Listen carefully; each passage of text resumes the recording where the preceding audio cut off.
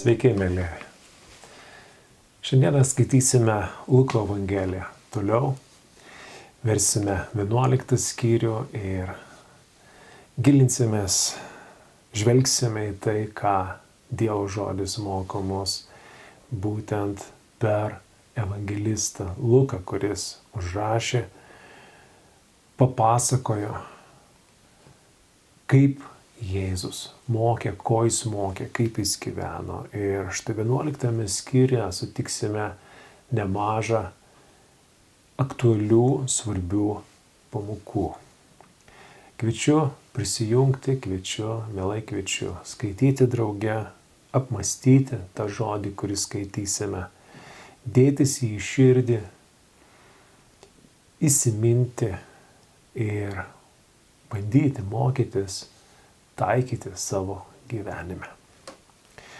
Ir pačia pirma eilute, kaip ir matysime, pamatysime paliečiama be galo svarbi maldos tema.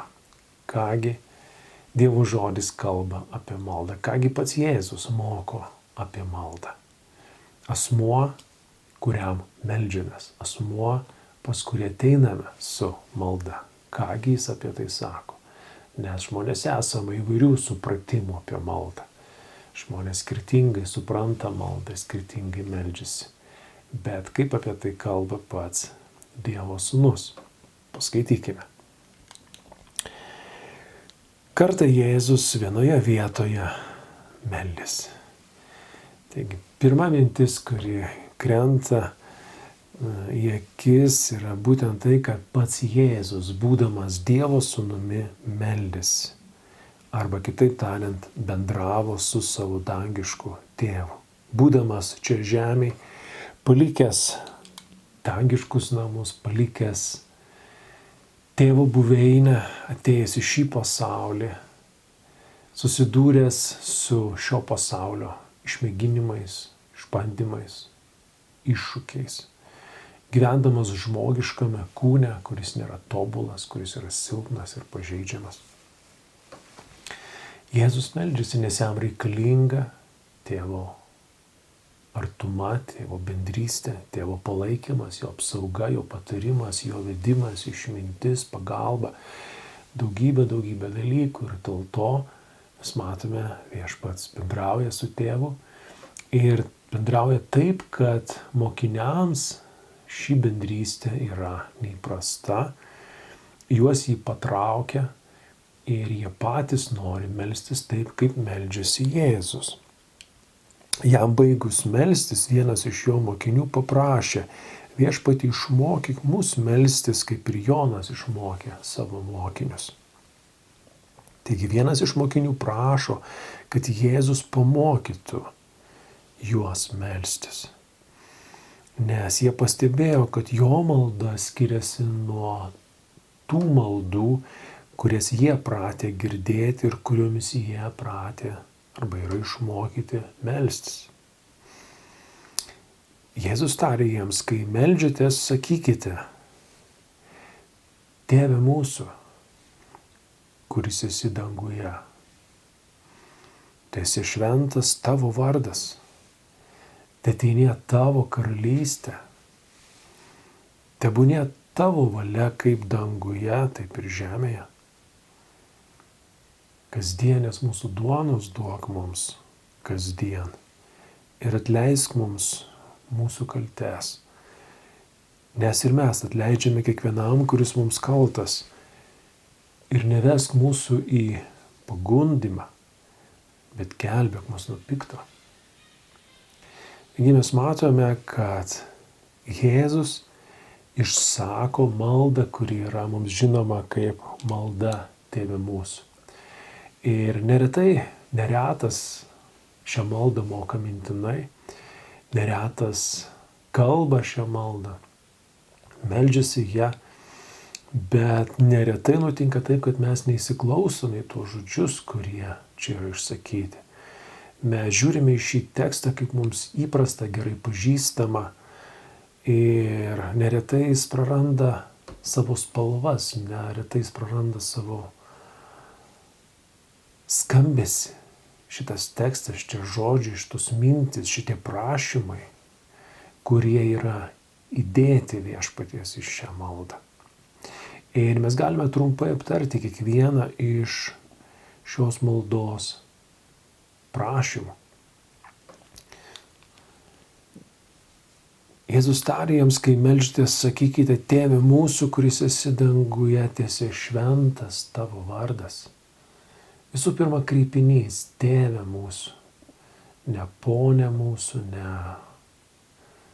dar kažkaip, bet Tėve. Tėve mūsų. Kreipinys ir atėjimas pas Tėvą. Mes ateiname pas Tėvą. Pas tą asmenį, kuriam esame brangus, pas tą asmenį, kuris į mus žiūri kaip į vaikus. Ir šiek tiek toliau viešpats duos tą palyginimą, vėlgi pratęsdamas kalbėti apie maldą, apie tą santykį, kaip tėvo ir vaiko santykį. Taigi labai svarbus šis aspektas, pas ką mes ateiname. Kokio santykio mes galime laukti ir tikėtis iš Dievo. Jo santykis į mus kaip į vaikus mūsų, kaip į tėvą. Ir tai labai daug keičia, jeigu mes tai matome, jeigu tuo tikime, jeigu iš tiesų mes kreipiamės į Dievą kaip į tėvą. Tėve mūsų, kuris esi danguje, jis yra danguje, mesgi esame žemėje. Jis, kaip dangiškas tėvas, mums reikalingas čia, žemėje, šitam gyvenime, kuriame, kaip minėjau, yra gausybė iššūkių pačių įvairiausių. Ir mes kreipiamės į jį, sakydami, tiesie šventas tavo vardas. Tai pagarbinimas, tai pripažinimas to, kad jis yra didis, kad jis yra ypatingas asmuo, kad jis yra vienintelis, kad jis yra išskirtinis mums, tiesie šventas arba tiesie išskirtas, ypatingai išskirtas asmuo mano gyvenime. Taip mes kreipiamės į jį ne kaip į vieną iš daugelio, bet kaip į vienintelį. Tuo mes nusilenkiam, pagarbinam ir pripažįstam jį savo viešpačiu, savo tėvu, dangišku tėvu.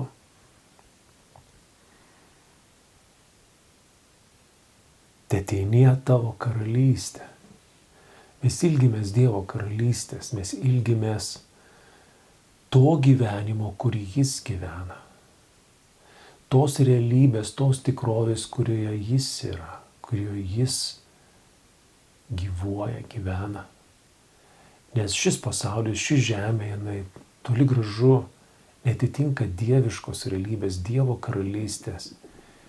Šis pasaulis yra atitolęs nuo tos realybės, iškrypęs dėl nuodėmės, pažeistas nuodėmės. Nuodėmė sudarkė šį pasaulį, žmogaus gyvenimą, jis sudarkė, subjaurojo, iškreipė, išniekino. Ir todėl mes regime visą tą tamsą, negandas, karus, pavojus, ligas, nelaimės.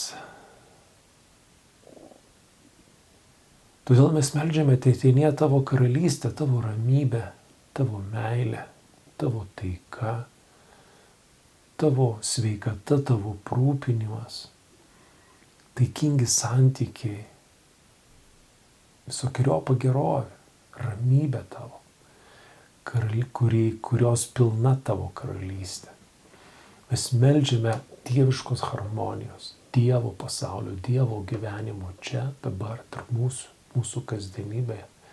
Kad jo šventosios dvasios jėga keistų tą nemalonę tikrovę, su kuria mes susidurėme kasdien, kad karalystės daugėtų, pergalės prieš tamsą daugėtų.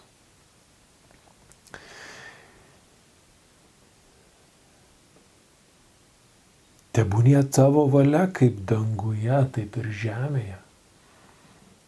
Taigi mes matome, kad dėmesio centre yra Dievas, tiesie šventas tavo vardas, teteinie tavo karalystė, tebūnie tavo valia.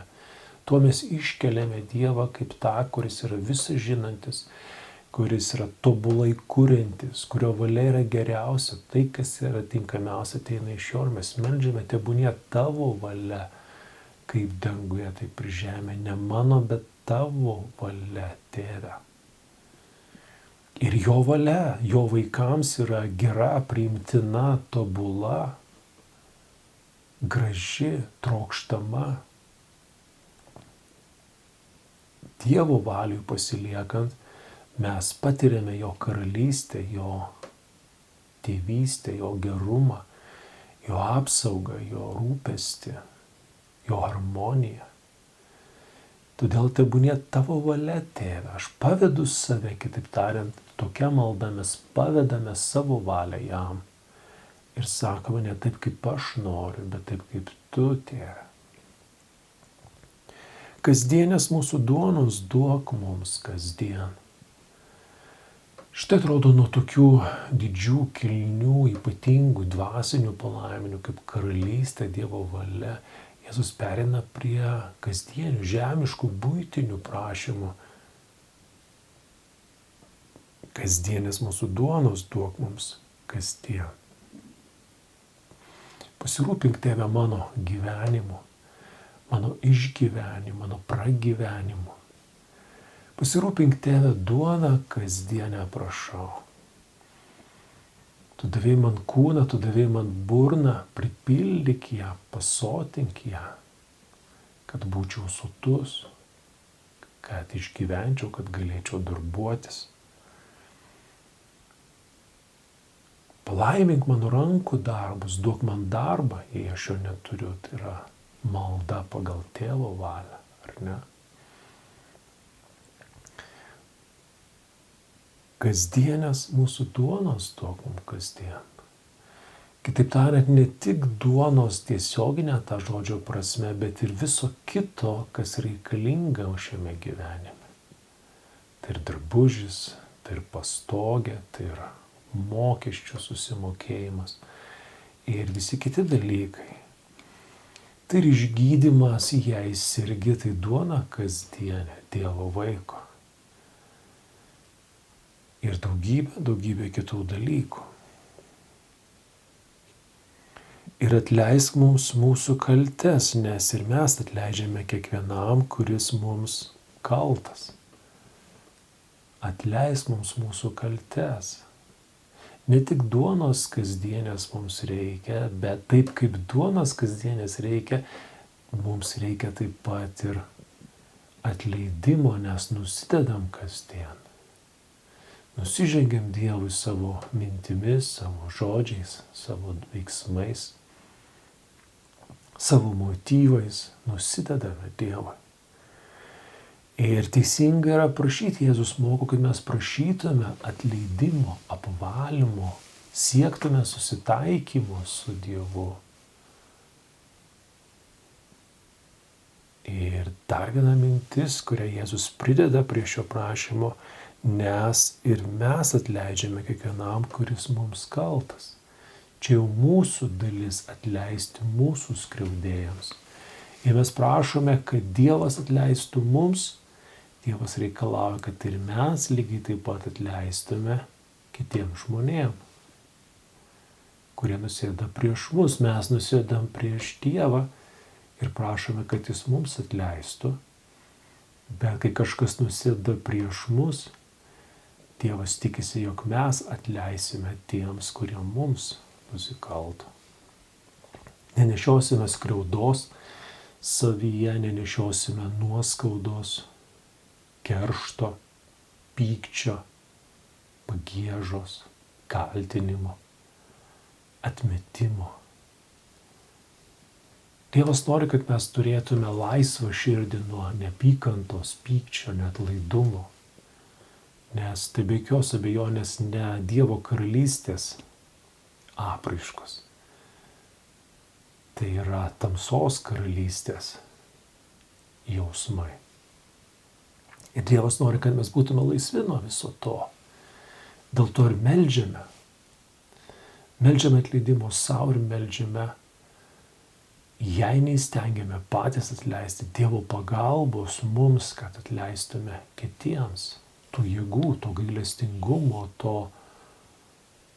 tos meilės, atvirų akių pamatyti. Ir Jėzus duoda ne vieną palyginimą apie tai, vienas iš jų apie tuos du skolininkus. Vienas buvo skolingas didelę sumą pinigų ir šeimininkas atleido tam skolininkui.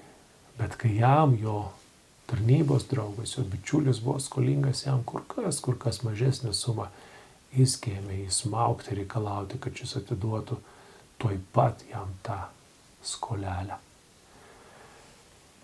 Ir Viešpats moko, kad taip neturi būti. Viešpats moko mus atleisti. Na ir galiausiai Viešpats sako, ir nevesk mūsų į pagundimą. Viešpatie, neleisk mums pakliūti pagundimą, kad mes būsim gundomi. Tai yra tiesa, mes būsim gundomi panašiai kaip ir pats Jėzus Kristus buvo gundytas dykumoje. Ir vėliau taip pat, bet ir mes būsime gundomi. Bet taip svarbu nepakliūti tą pagundimą, nesusigundyti, nepasiduoti pagundimui, nesileisti apgaunamų velnio. Nes velnias nori savo gundimais atitraukti mus nuo tiesos, atitolinti nuo Dievo, įsiūlyti kažką menkaverčio vietoj kažko labai brangaus, apgauti, kitaip tariant, suvilioti, įpainioti mus į kažkokius sandėrius su savim. Ir todėl tam, kad mes nepakliūtume į tos spąstus, mums reikalinga Dievo išmintis, Dievo šviesa, Dievo jėgos, Dievo pagalba.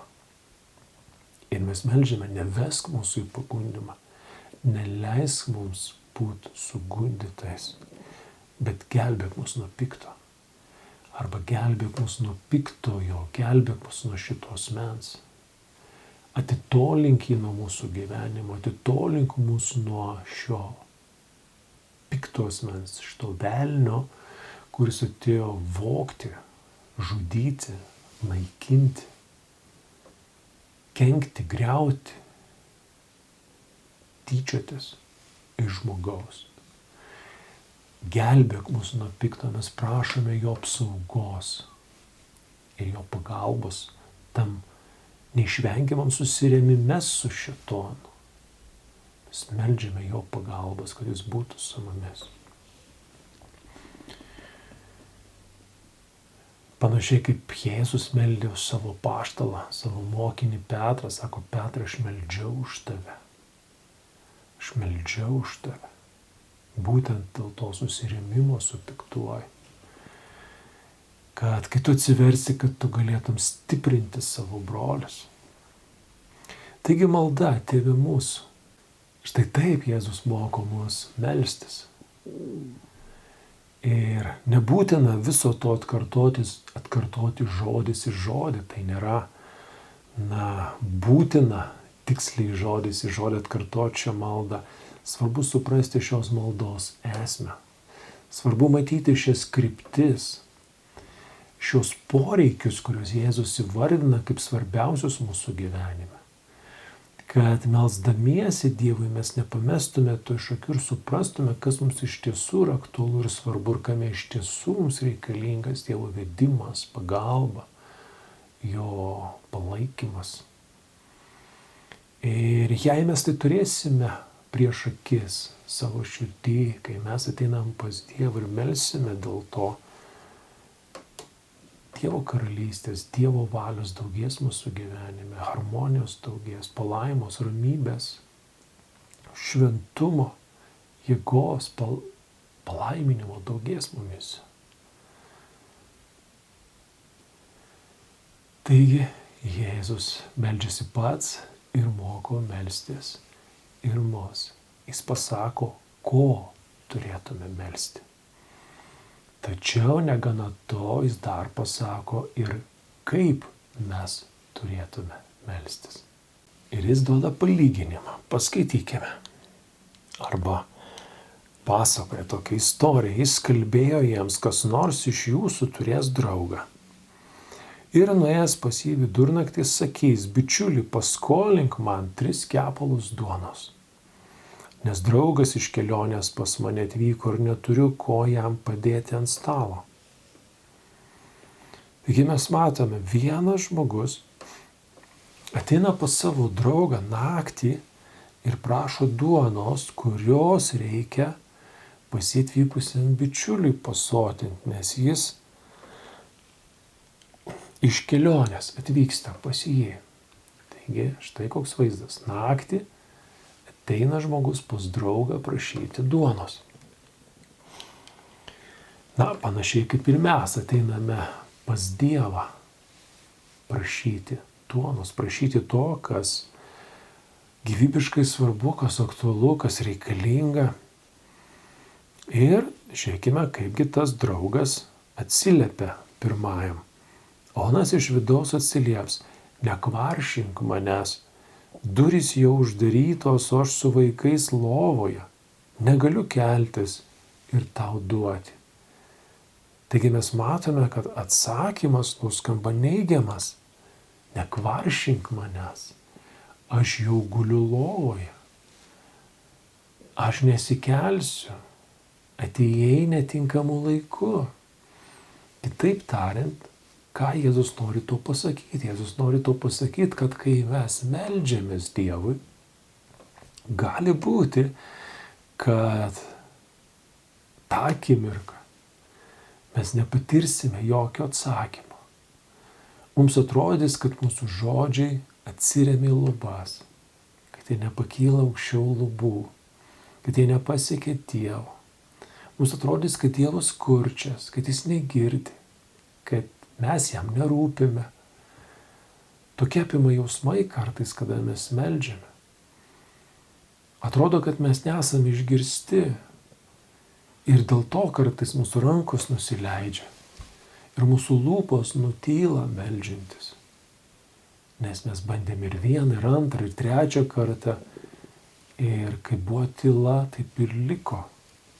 Mes jaučiamės neišgirsti, mes jaučiamės niekam nerūpimi. Ir dėl to Jėzus duoda tokį palyginimą, jisai supranta, kad tokie jausmai mūsų aplankys. Jis išgirsta ne tik, kad tyla, jis išgirsta konkretų neigiamą atsakymą, ne. Negaliu keltis ir tau duoti. Negaliu keltis ir tau duoti. Negaliu atsakyti į šitą prašymą. Negaliu suteikti atsakymą. Aš jums sakau, jeigu nesikels ir neduos jam duonos dėl draugystės, tai dėl jo atkaklumo atsikels ir duos, kiek tik jam reikia. Taigi šiuo palyginimu, šiuo pavyzdžiu Jėzus mus moko paprasto dalyko – atkaklumo maldoje. Sako, jei neatsikels ir neduos dėl draugystės, tai dėl atkaklumo atsikels ir duos, kiek tik jam reikia. Dėl atkaklumo. Taigi būkime atkaklus melsdami to, ko Jėzus pamokė mus melstis.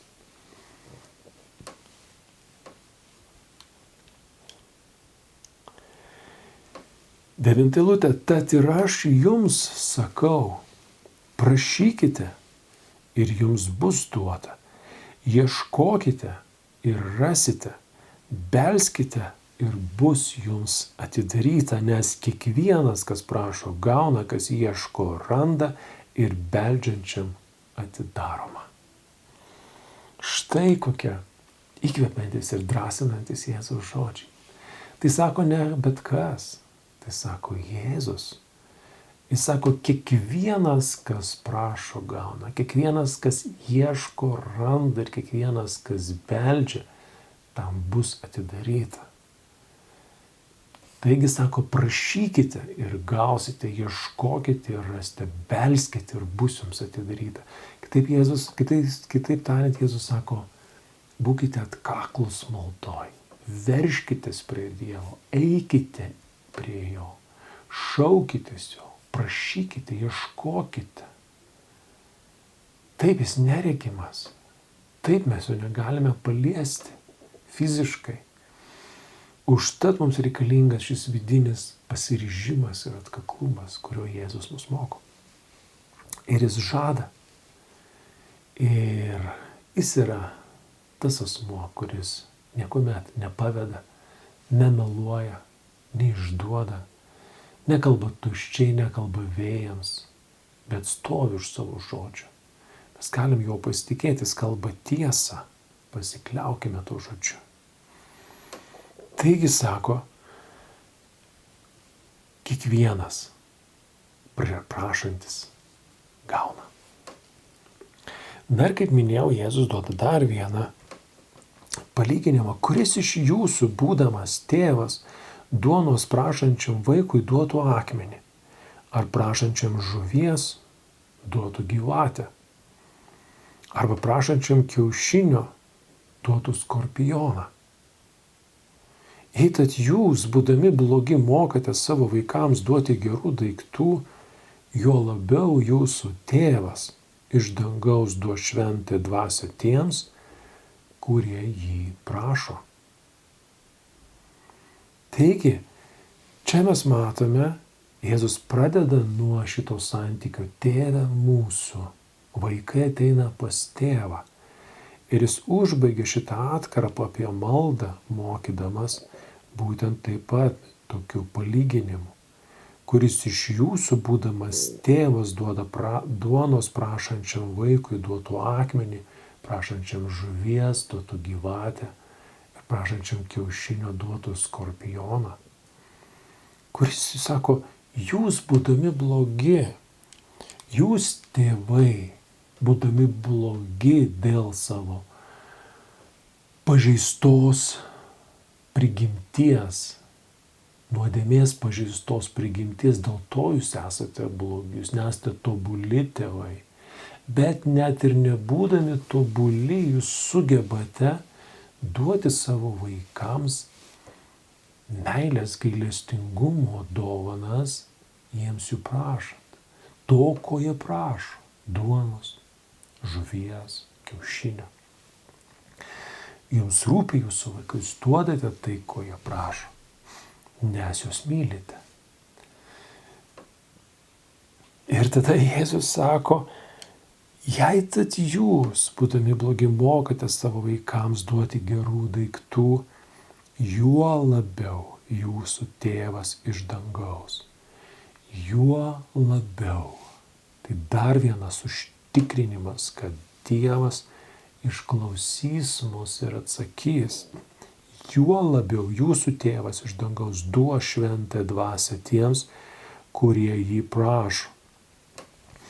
Na ir galbūt kažkas paklaus, na, o prie ko čia šventoji dvasia, jeigu aš prašau duonos kasdienės, jeigu aš prašau atleidimo ar gebėjimo atleisti kitiems, jeigu aš prašau išgydymo savo kūno ir savo artimui, prie ko čia šventoji dvasia. Bet greičiausiai Jėzus čia kalba apie šventąją dvasią būtent todėl, kad ji yra šaltinis viso to, ko mes prašome.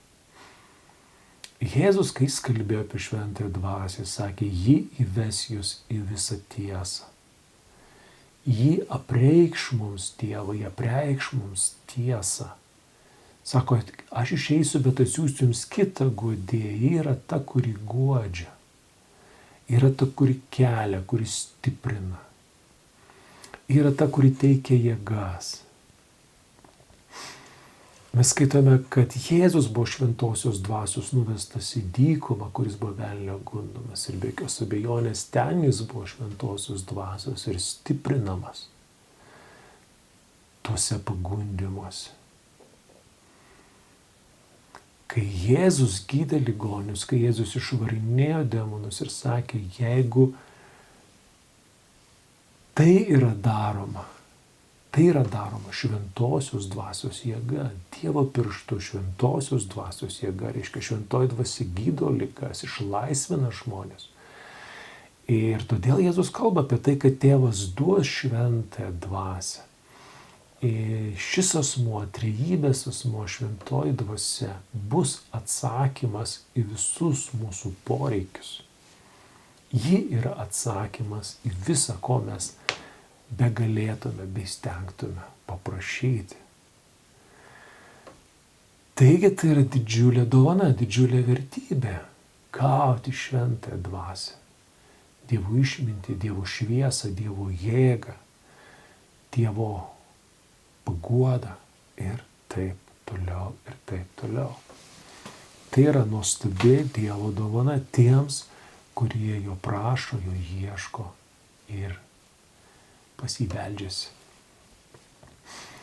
Taigi, malda Tėve mūsų, kitaip tariant, turinys, ko mes turėtume prašyti, kas mums kaip žmonėms Dievo akimis yra svarbu ir aktualu. Ir kaip turėtume to prašyti? Atkakliai, pasitikint Dievo gerumu, Dievo gailestingumu, ateinant pas Dievą, kaip vaikai ateina pas savo tėvą.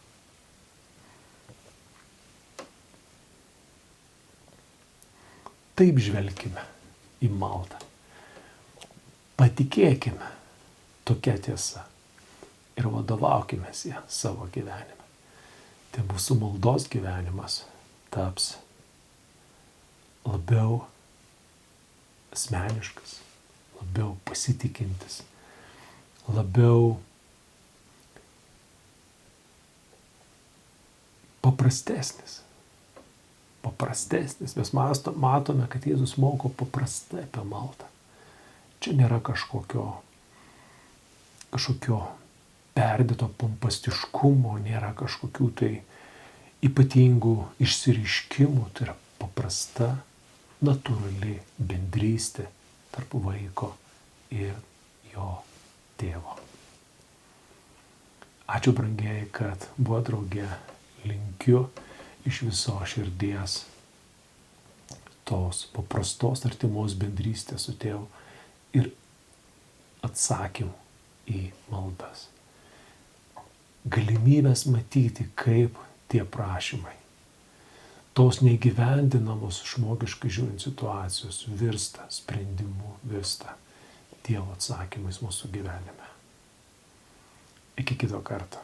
Sudie.